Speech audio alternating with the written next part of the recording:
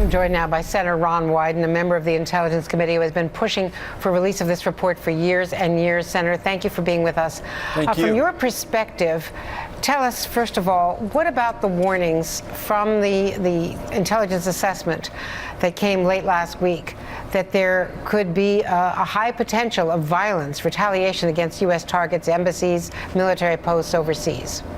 Andrea, as you know, there are some around the world who are already angry at the United States because torture was used in the past. This report doesn't change that. This report is about making sure that people understand what happened and then how it happened so it doesn't happen again. As of this moment, do you expect that this report, often delayed, will actually be released tomorrow? I'm very hopeful that that's the case, Andrea. Here's the bottom line. The report compares very carefully what the CIA told the Congress and the American people about interrogation, and the report compares that to these internal memoranda that came from CIA officials. And the fact is there's a big gap between the two. Now, there is a lot of pushback, as you know, so I want to take a few points, point by point. First of all, the threat assessment. You saw Mike Rogers, the House Intelligence Chair, over the weekend. Let me play a bit of that for you. I think this is a terrible idea. So our foreign partners are telling us this will cause violence and deaths. Our foreign leaders have approached the government and said, you do this will cause violence and deaths.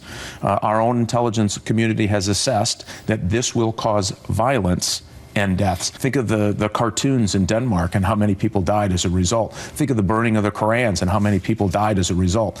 They will use this to incite violence. Can you respond to that?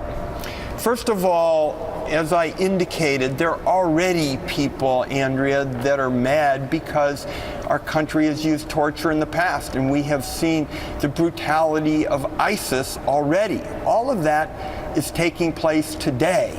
And I think when the American people hear about topics like this, they want the facts. This is a meticulously documented report. The full report, Andrea, has 38,000 footnotes. It is very carefully done. It is based, as I indicated, on these memos that CIA officials sent to each other, on CIA Inspector General transcripts. It is very meticulously and carefully documented. Well, if it is that carefully documented, some of the officials who are named in the report say, why weren't they interrogated? Why weren't they interviewed, I should say? Why didn't they have a chance to rebut some of these claims? Because they say that the emails have been cherry-picked and that there is context that is missing. The American people are pretty good at making an assessment about the facts, so we'll start with that. But number one, this looks at internal memoranda that CIA officials were sending each other. It looks at transcripts that the CIA Inspector General put together. There were some interviews that couldn't take place because of a Justice Department inquiry, but as I indicated, and I've been in public life for some time, I can't recall a report that was more thoroughly documented and scrubbed to make sure that key facts were getting out to the American people, and the American people are pretty good about objective analysis on matters like this. Now, the other points would be that the president did order this. There was an intelligence finding. That finding was reviewed and renewed every year. And there were briefings to the Intelligence Committee leaders, to the Gang of Eight, the 8 key leaders of the House and Senate. But the report, as I understand it, will say that these officials lied to the American people and lied to Congress. How do you square that? Well, first of all, I do think that the American people are going to look carefully at what the CIA said about interrogation to them and to the Congress. And so they're going to put that over here on this side, and then they're going to compare it, in effect, to what CIA officials were telling each other at the same time. and that doesn't square. And remember, Andrea, you were told on your show by the CIA director, John Brennan, he said he had no interest in this matter, and yet you could read in other media that they were very interested in secretly examining Senate files. So again and again, the American people have not gotten the straight story. Now, with a meticulously documented report, they're going to make up their own mind. And what do you want the outcome to be? The outcome, I think, is something that we all strongly support, no matter how you feel with respect to this report, and that is to make sure this never happens again. That's what's really critical, and I think getting the facts out, making sure that the American people understand not just what happened, but how it happened, will get us to a place all of us support.